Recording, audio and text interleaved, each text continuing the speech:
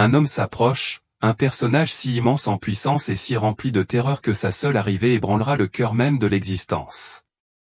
Il s'agit de l'Antéchrist, un souverain ténébreux dont le destin est de subjuguer les royaumes de la terre et de déclencher une violente persécution des chrétiens pendant la tribulation. Pendant des siècles, la prophétie de Marie-Julie Génie a mijoté tranquillement en arrière-plan, presque oubliée par beaucoup, mais alors que les signes de notre temps deviennent de plus en plus prononcés et étrangement précis, ces avertissements commencent à résonner avec une urgence qui ne peut être ignorée. Se pourrait-il que cette prophétie, longtemps rejetée comme une prédiction obscure et lointaine, se déroule maintenant sous nos yeux? Le 26 août 1878, saint Benoît révéla à Marie-Julie que Dieu se prépare à quelque chose d'important. Mais ce n'est pas seulement Dieu qui se prépare, les hommes aussi ont commencé à mettre leurs plans à exécution, opérant dans le secret et sous le couvert d'alliances cachées. Et pourtant, Dieu, dans sa puissance infinie, se prépare à agir. Il lève son bras puissant avec une telle rapidité que même ceux qui conspirent contre lui tremblent, sachant qu'à tout moment, son jugement pourrait tomber sur eux de manière inattendue. Mais que signifie cet avertissement sibyllin pour le monde dans lequel nous vivons aujourd'hui? Pourquoi assistons-nous à une vague d'événements miraculeux, des prodiges étranges et des phénomènes inexplicables qui semblent défier toute raison et toute compréhension? Les paroles de saint Benoît deviennent de plus en plus sombres à chaque jour qui passe, alors qu'il parle d'un ennemi vengeur qui se déplace rapidement à travers le monde, accomplissant des signes et des prodiges qui agitent les masses et créent une grande agitation. Cet ennemi murmure aux oreilles de beaucoup, les convainquant que de nouvelles révélations et des mystères cachés sont dévoilés, promettant une illumination là où il n'y en a pas. À ceux d'entre vous qui sont témoins de ces événements troublants, prenez garde. Quand le monde est inondé de miracles, quand des voix s'élèvent de tous côtés pour prétendre apporter une révélation divine, comprenez que c'est la main de l'ennemi qui est à l'œuvre. L'heure finale de Dieu est arrivée, et les signes de cette heure qui approche sont indéniables. Le temps du jugement, où la terreur et la gloire seront révélées, approche. Ne vivrions-nous pas peut-être le prologue du jugement final? Et si la fin, un aboutissement à la fois terrifiant et rempli d'espoir, était désormais à notre portée? Pourquoi tant de gens refusent-ils de reconnaître la justice de Dieu, à laquelle ils sont confrontés à chaque tournant? Est-ce parce qu'ils sont poussés par la malice ou par un désir de liberté débridé? Ils refusent de soumettre leur volonté à Dieu, entravés par l'orgueil et l'autosatisfaction. Ce refus de s'incliner devant le Créateur est ce qui oblige Dieu à infliger une punition rapide et juste. Et que dire de ces soi-disant miracles, des événements qui prétendent venir de Dieu, mais qui défient sa nature? Ce ne sont pas les œuvres du divin, mais plutôt les prodiges trompeurs de l'ennemi vengeur. Il murmure aux oreilles d'innombrables âmes, semant la confusion et les croyants sont convaincus que Dieu révèle de nouveaux mystères et des grâces imméritées. N'est-ce pas une représentation parfaite des pièges tendus par l'ennemi, attirant les âmes vulnérables qui ont choisi de suivre de faux enseignements au lieu de la vérité de la saine doctrine? L'attrait de ces nouveaux mystères est étrangement similaire à la montée des mouvements gnostiques qui infiltrent même les cercles les plus traditionnels. Ces soi-disant grâces profondes ne sont rien d'autre que l'appât des mouvements charismatiques, offrant une illusion d'illumination tout en égarant les gens. Tout cela s'abat sur le monde avec une force écrasante, portée sous les bannières du mensonge et de la tromperie, et se propage comme une traînée de poudre, menaçant d'engloutir les cœurs et les esprits de ceux qui ne sont pas vigilants. La bataille finale entre la lumière et les ténèbres se rapproche. Reconnaîtrons-nous la vérité avant qu'il ne soit trop tard? Dans ce passage, la nouvelle ère et le concept d'un nouvel ordre mondial sont décrits comme étant étroitement liés à l'influence de Satan. Ces termes sont considérés non seulement comme des symboles de l'époque actuelle, mais aussi comme des signes avant-coureurs de la venue de l'Antéchrist, une entité qui apparaîtra comme l'incarnation de l'anarchie, sous le pouvoir de Satan lui-même. L'Antéchrist accomplira des miracles, des signes et des prodiges extraordinaires, trompant ceux qui se sont détournés de la vérité. Son attrait trompeur attirera d'innombrables âmes qui, ayant rejeté l'amour de la vérité, restent spirituellement perdus et non préparés à être sauvés. En réponse à ce rejet généralisé de la vérité, Dieu, dans sa justice, permettra à ces âmes perdues de tomber dans de puissantes illusions, les obligeant à croire aux mensonges. Cet acte divin d'envoyer des illusions sert de jugement, une conséquence de leur refus d'accepter la foi en la vérité et de leur préférence pour l'injustice. car, comme le suggère le passage, ceux qui se délectent du mal et nient le pouvoir salvateur de la vérité seront victimes de leur propre tromperie. Une vision profonde de cette réalité future fut révélée à Marie-Julie le 20 septembre 1881. Durant cette période, qui est décrite comme le temps du jugement dernier, elle fut témoin d'une vision remplie de grâce. Dans cette vision, elle entendit le Seigneur frapper à la porte de chaque cœur, désireux d'entrer et de les bénir. Pourtant, tandis qu'il frappait, Marie-Julie entendit aussi sa voix, remplie de tristesse et de plainte, déplorant le rejet de son amour par tant de personnes. Comme elle le rappelle, Jésus a créé tous les cœurs pour m'aimer, pour me servir de trône et de foyer aimant. Pourtant, la plupart des cœurs se sont tournés vers lui avec des épées, des lances et des marteaux, rejetant sa présence avec des outrages. Cette image reflète le contraste douloureux entre le désir de Dieu de bénir sa création et l'hostilité que tant de personnes manifestent à son égard.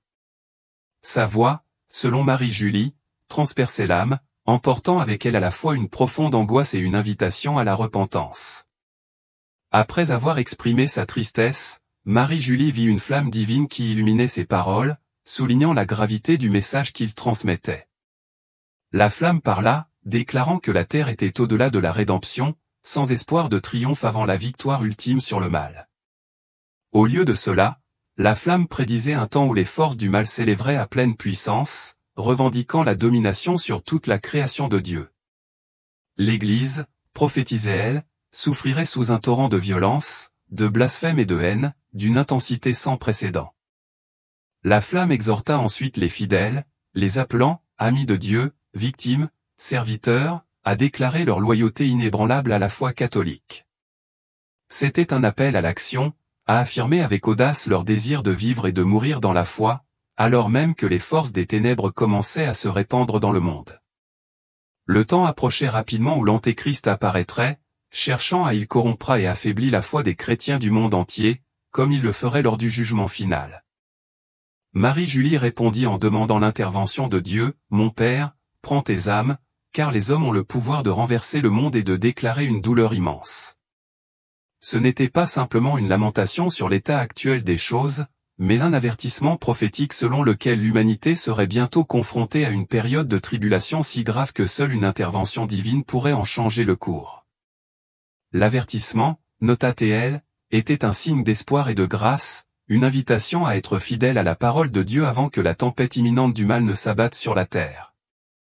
Alors que la vision se poursuivait, la flamme révéla que le temps de la prière et du repentir était venu.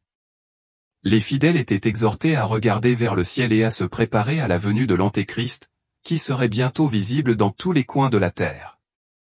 Pourtant, il y avait encore de l'espoir. Ne vous inquiétez pas, mais priez pour ceux que je promets de m'amener avant que la tempête ne s'abatte sur la terre, assura la flamme. Dans ce moment d'obscurité, il restait une promesse de grâce pour ceux qui restaient fermes dans leur foi. La vision soulignait que la puissance de Dieu allait bientôt se manifester d'une manière que le monde ne pourrait pas comprendre. En une heure, il pourrait accomplir des prodiges incommensurables, et en un seul jour, il pourrait accomplir plus que ce que l'humanité pourrait faire en un siècle entier. Le passage parle de « victimes » et de « serviteurs », ceux qui souffriraient pour leur foi, mais qui seraient finalement témoins du triomphe de la volonté de Dieu.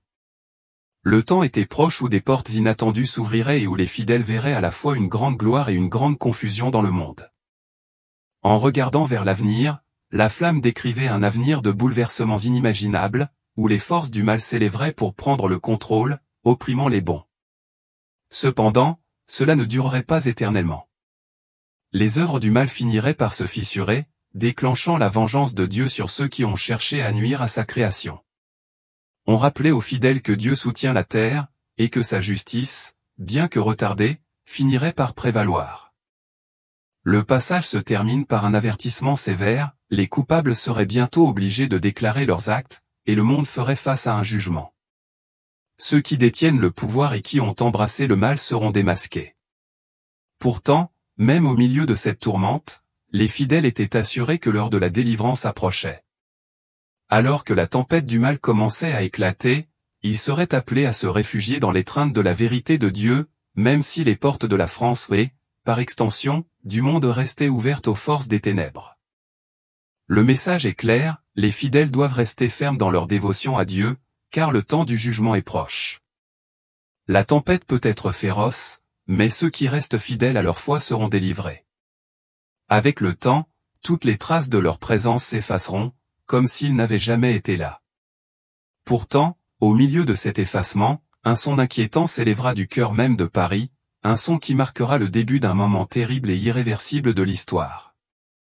Ce ne sera pas un simple écho, ce seront les voix de ceux qui célèbrent l'arrivée de l'heure sanglante, l'heure des ténèbres et de la tristesse. Pendant plusieurs jours, ces cris résonneront dans toute la ville, leur résonance effrayante se propagera partout. Alors que ces gémissements angoissés se propageront au-delà de Paris, ils engloutiront rapidement le reste de la France, déclenchant un bouleversement cataclysmique. La nation se trouvera en proie à un mal si profond, si dévorant, que les fondements même de la République seront brisés. Elle tombera dans un gouffre de désespoir aussi profond que les forces malveillantes qui l'ont provoqué. Et la France, phare de lumière et de culture, sera plongée dans une obscurité dont elle ne se relèvera peut-être jamais. Le peuple sera ébranlé jusqu'à la moelle, désorienté et perdu. À ceux qui chérissent la foi et la grâce de Dieu, je vous en supplie, ne faites pas de la France votre patrie, car elle sera bouleversée. Ne cherchez pas refuge à l'intérieur de ses frontières, car elles ne vous offriront aucun refuge. Trouvez plutôt du réconfort sous le ciel de Bretagne, car si la Bretagne, elle aussi, devra faire face à ses propres épreuves et à ses propres maux, ceux-ci pâliront en comparaison des horreurs qui attendent le reste du royaume. La Sainte Vierge, dans sa divine sagesse, m'a montré que nous devons prier avec ferveur en ces temps-ci, car la France est destinée à subir une purification sans précédent.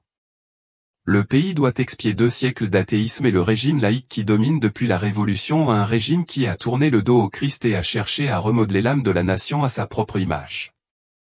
L'un des signes les plus troublants de ce déclin spirituel est la tendance croissante à permettre que les espaces sacrés de l'Église soient utilisés à d'autres fins. En particulier, la perspective de voir des églises catholiques vides être cédées à des musulmans suscite de graves inquiétudes.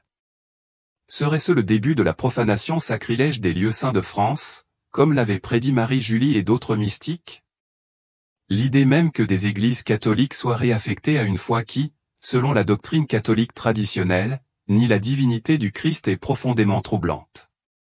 Saint Jean l'Évangéliste, Saint Polycarpe et bien d'autres ont averti que toute religion qui nie la vraie nature du Christ, son humanité et sa divinité, prépare la voie à l'Antéchrist.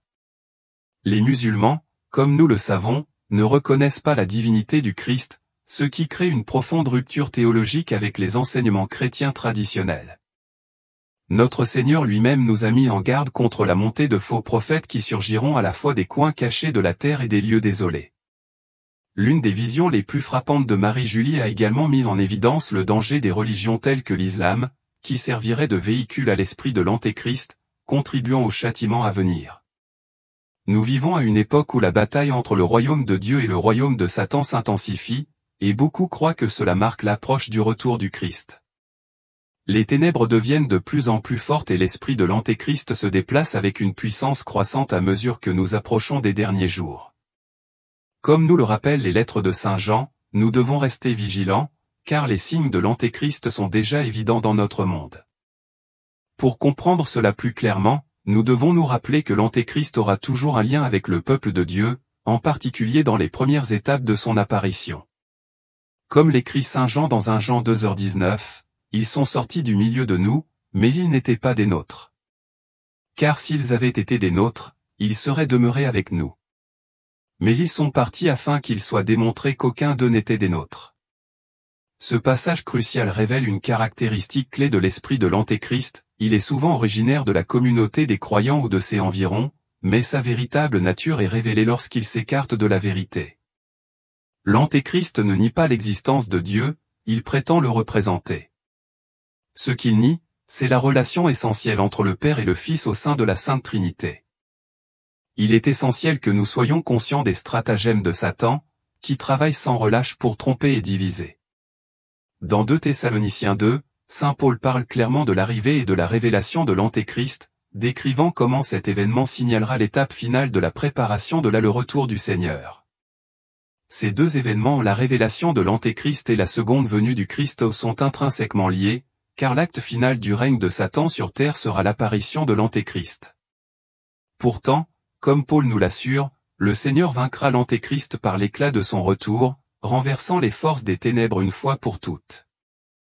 Paul a également averti les fidèles de ne pas se laisser facilement influencer par de faux enseignements ou prédictions sur la fin des temps. Il a averti, ne vous laissez pas ébranler ou troubler, soit par quelque esprit, soit par quelque parole, soit par quelque lettre, comme si cela venait de nous, car il savait que beaucoup seraient tentés de se focaliser sur des prédictions spécifiques du retour du Christ. Au fil des ans, j'ai moi aussi rencontré d'innombrables prédictions de ce genre, et je suis continuellement étonné du nombre de chrétiens qui se laissent consumer par elles. Nous devons cependant nous rappeler que le moment du retour du Seigneur n'est connu que de Dieu, et nous devons nous concentrer sur la fidélité, la préparation spirituelle et la résistance aux forces du mal qui cherchent à nous déchirer. Que l'on croit que l'enlèvement aura lieu avant ou après la tribulation de 7 ans, il y a une vérité qui ne peut être ignorée, l'Antéchrist est peut-être déjà parmi nous. Pour ceux qui anticipent le retour de Jésus avant la tribulation, la montée de l'Antéchrist suivra son départ, lorsque le dirigeant mondial négociera un traité de paix avec Israël, marquant le début d'une période de 7 ans d'épreuves intenses.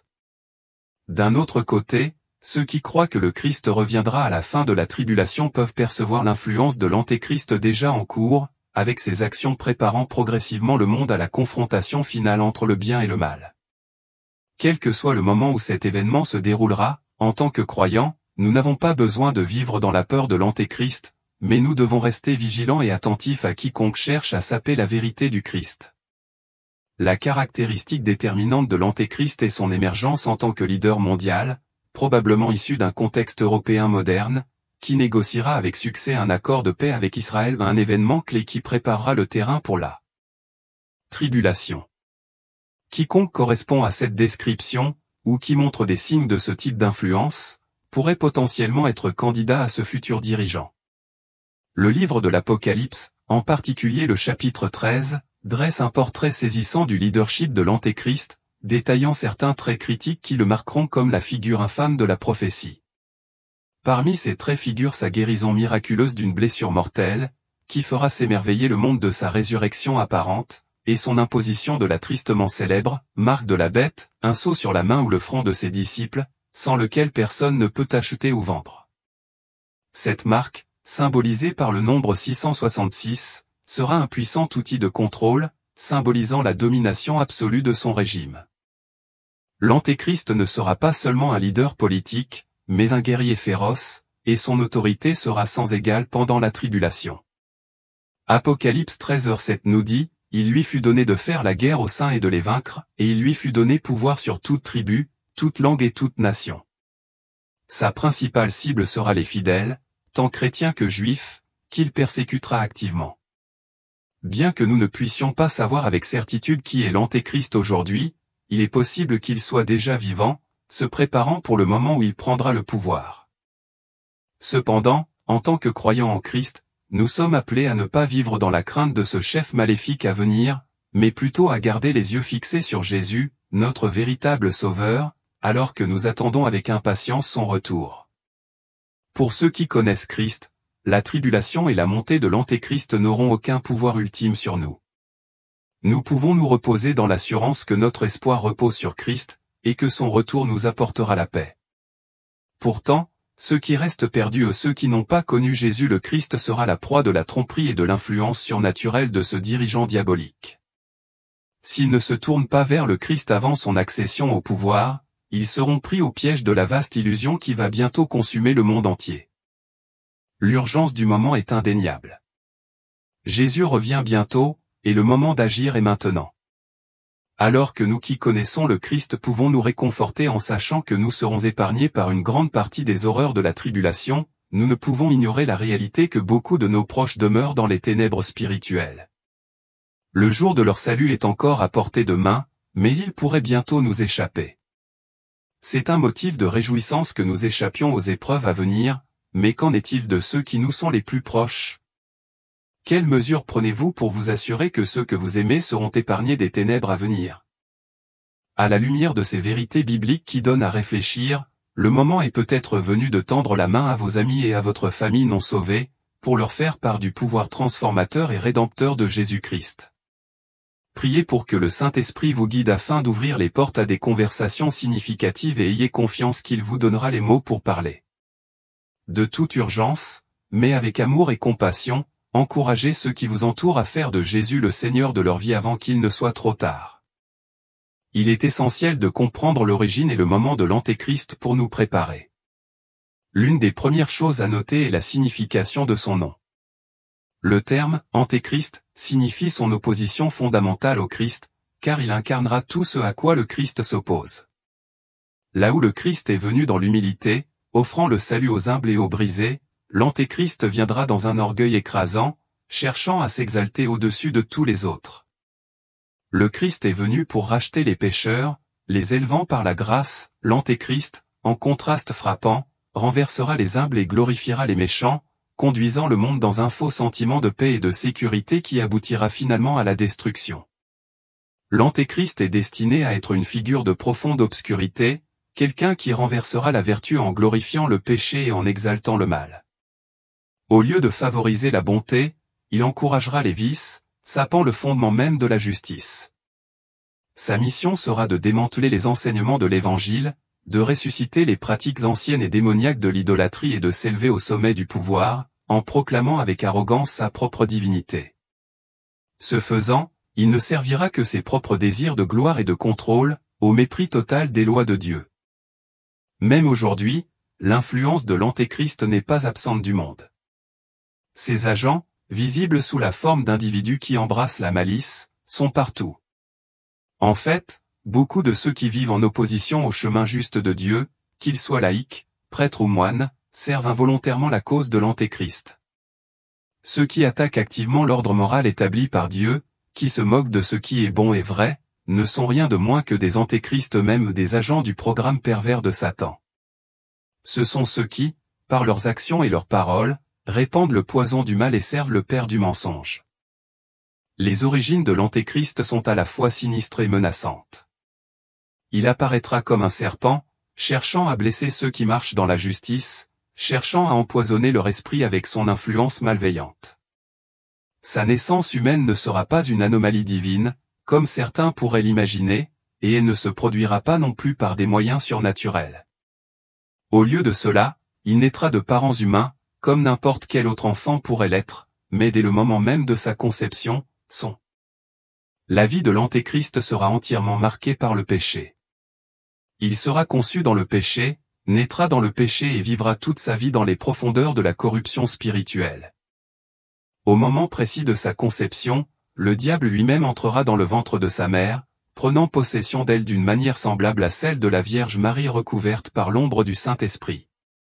Mais là où le Saint-Esprit a accordé la grâce divine à Marie, lui permettant de porter le Sauveur du monde, le diable corrompra cette femme, la remplissant de puissance démoniaque. Par cette influence vile, elle donnera naissance à un enfant qui est l'incarnation même de la méchanceté, au son âme entièrement consumée par le mal, et toutes ses actions totalement opposées au bien. C'est pourquoi l'Antéchrist est connu comme le « fils de perdition ». Son existence sera marquée par un désir implacable de provoquer la destruction de l'humanité, et à la fin, il sera complètement détruit, consumé par le mal même qu'il cherchait à répandre. Ceux qui sont trompés par ces fausses promesses de puissance et de gloire découvriront, trop tard, que son règne est destiné à se terminer en ruine. La venue de l'Antéchrist ne sera pas soudaine ou sans avertissement. Elle n'aura lieu qu'après une grande rébellion, lorsque l'homme d'iniquité sera révélé, celui qui est destiné à la destruction totale. Comprenant la manière dont il est né, nous devons maintenant considérer où cette figure malveillante émergera. Tout comme le Seigneur, dans son infinie sagesse, a choisi l'humble ville de Bethléem comme lieu de sa naissance, l'Antéchrist naîtra également dans un lieu de grande importance, bien que de connotation beaucoup plus sombre. La ville de Babylone, autrefois le cœur de l'ancien monde païen et la capitale de l'Empire perse, sera le lieu de naissance de l'Antéchrist. De cette ville, un centre d'idolâtrie et de faux culte, le mal prendra à nouveau racine et se répandra sur toute la terre. Au fur et à mesure de sa croissance, l'Antéchrist sera nourri dans des environnements imprégnés de ténèbres. On dit qu'il sera élevé dans les villes de Bethsaïda et de Chorazin, des lieux maudits par le Seigneur dans l'Évangile pour leur rejet de son message. Là, il sera entouré d'une foule de personnages sinistres magiciens, sorciers, devins et sorcières tous au service du diable. Ses mentors sombres l'instruiront dans toutes sortes de magie et d'erreurs malveillantes, s'assurant que son chemin soit celui de la tromperie et de la ruine. Des esprits démoniaques seront ses compagnons constants, lui murmurant leurs conseils maléfiques et le guidant sur un chemin qui le mènera plus loin dans l'abîme. Avec le temps, l'Antéchrist se dirigera vers Jérusalem, la ville sainte, où il cherchera à établir son trône. Là, il infligera des souffrances indescriptibles à tous ceux qui refusent de le suivre. Les chrétiens qui résistent à ses prétentions seront soumis à d'horribles tortures, alors qu'il tentera de les forcer à se soumettre. L'Antéchrist profanera le temple même de Dieu, la structure sacrée qui était autrefois un symbole de la gloire divine. Il la reconstruira, mais pas comme un lieu de culte. Il y installera plutôt son trône, en prétendant faussement être le Fils de Dieu.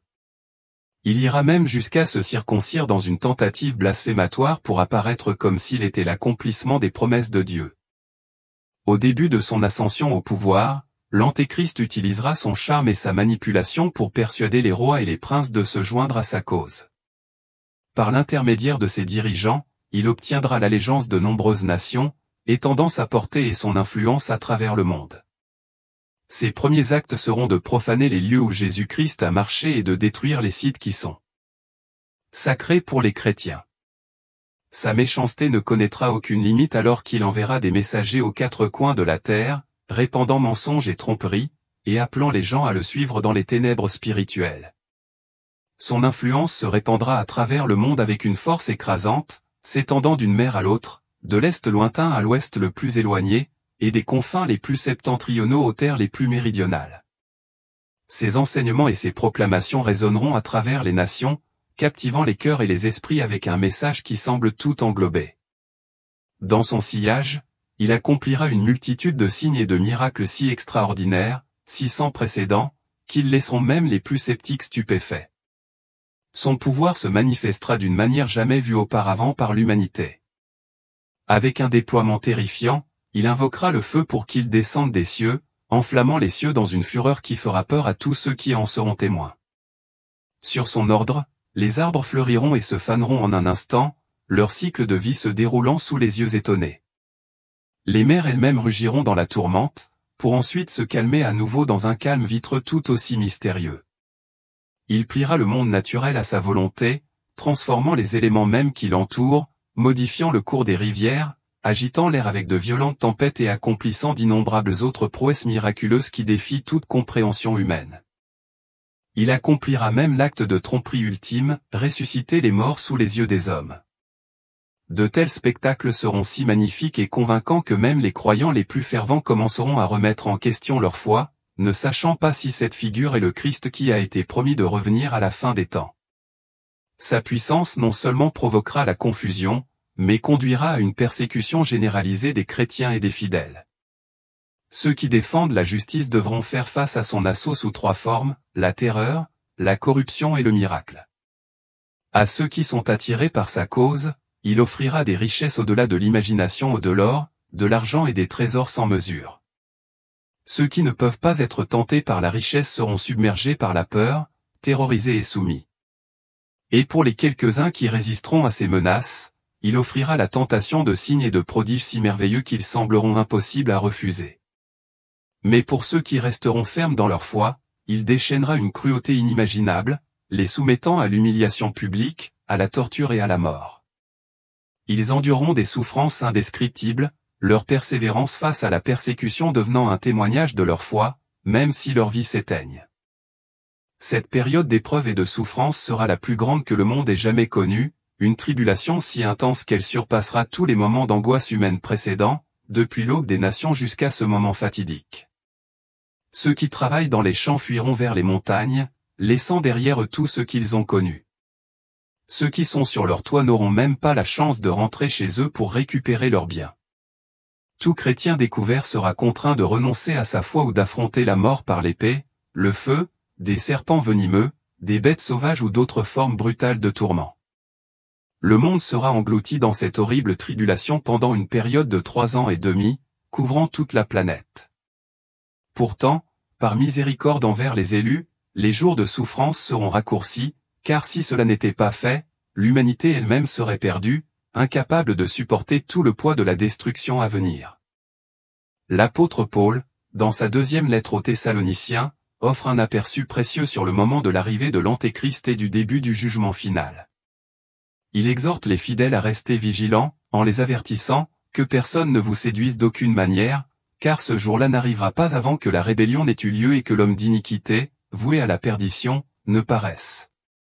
Cet homme, qui s'élèvera au pouvoir et égarera les nations, ne viendra qu'après une grande défection, un éloignement de la vérité et de la justice. Les paroles de Paul par là.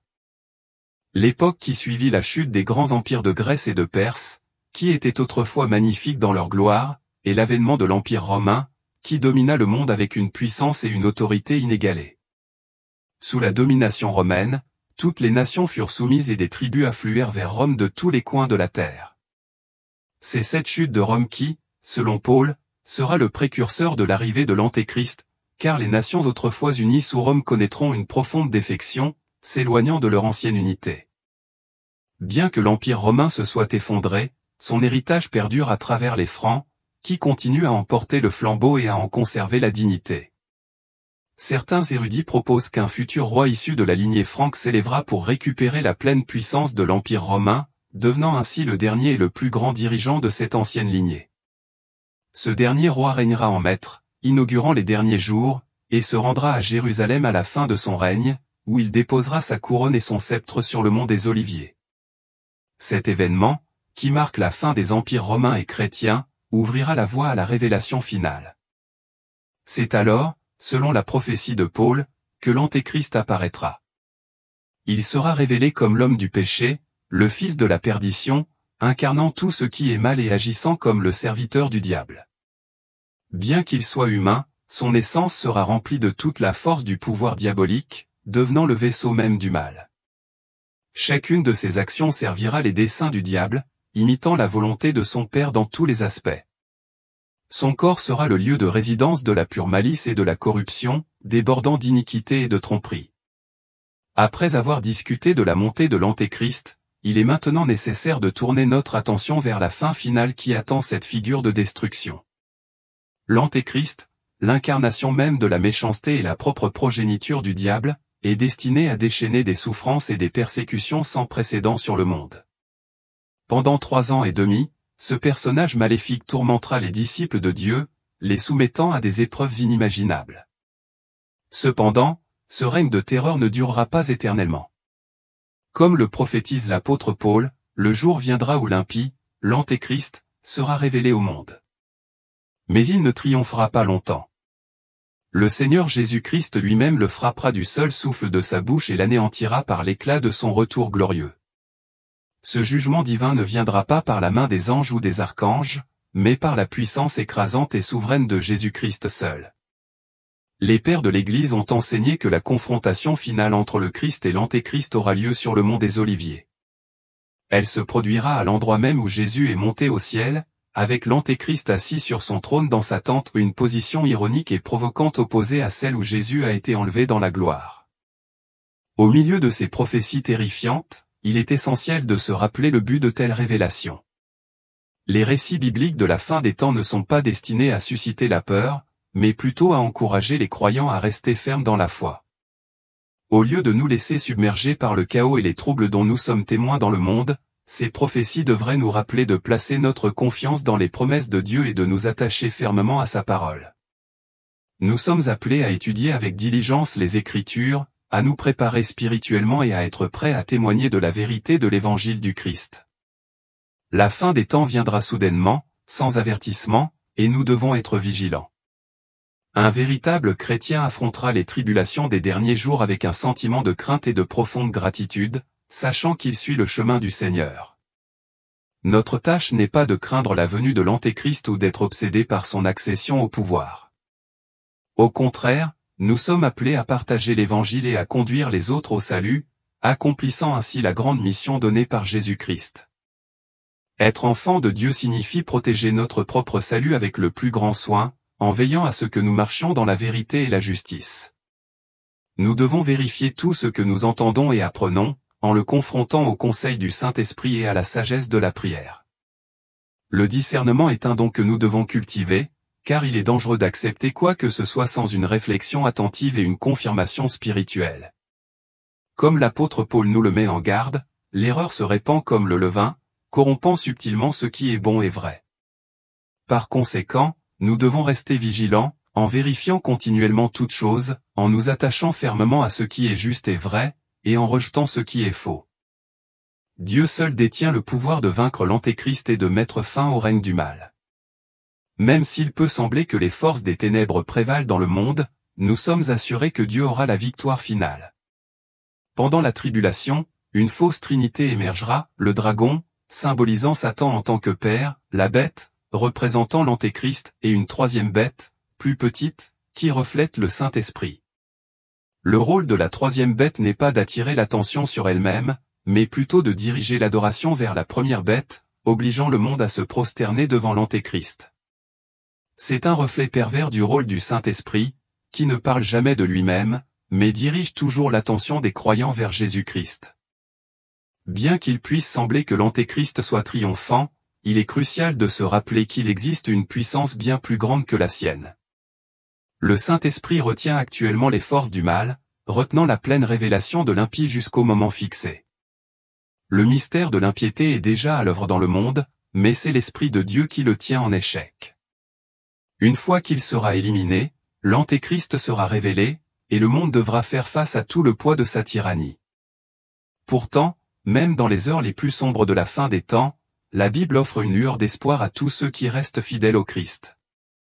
Pour ceux qui adorent le Sauveur ressuscité, les prophéties de malheur ne sont pas une cause de peur, mais d'anticipation. Nous savons par les Écritures que Dieu descendra des cieux dans une grande gloire, et que tous les yeux le verront. Ce jour-là, nous adorerons uniquement l'agneau de Dieu, Jésus-Christ de Nazareth, celui qui s'est sacrifié pour nos péchés et a vaincu la mort. Il est éternel, existant avant la fondation du monde, et son retour marquera le triomphe final du bien sur le mal. À Armageddon, il affrontera l'Antéchrist dans une bataille ultime, et avec sa victoire, il purifiera la terre par le feu, la purgeant de tout mal. Ceux qui l'ont rejeté invoqueront leur faux Dieu en désespoir de cause, mais leurs dieux les auront trahis, et aucune aide ne viendra. Seuls ceux qui sont fidèles au Christ seront épargnés.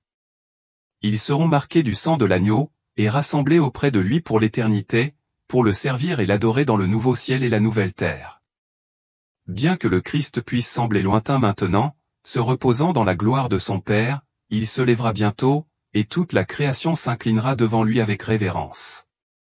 C'est là notre espérance et notre vocation, demeurer ferme dans la foi, nous en tenir fermement à la vérité de l'Évangile et croire que, quelle que soit l'obscurité du monde, le Seigneur est avec nous et qu'il reviendra un jour pour tout remettre en ordre. Que Dieu nous accorde la sagesse et le discernement nécessaires pour rester fidèles à sa parole, et qu'il nous aide à rester vigilants, confiants dans son plan pour l'avenir, sachant que lui seul a le pouvoir de vaincre l'Antéchrist et d'établir son royaume éternel.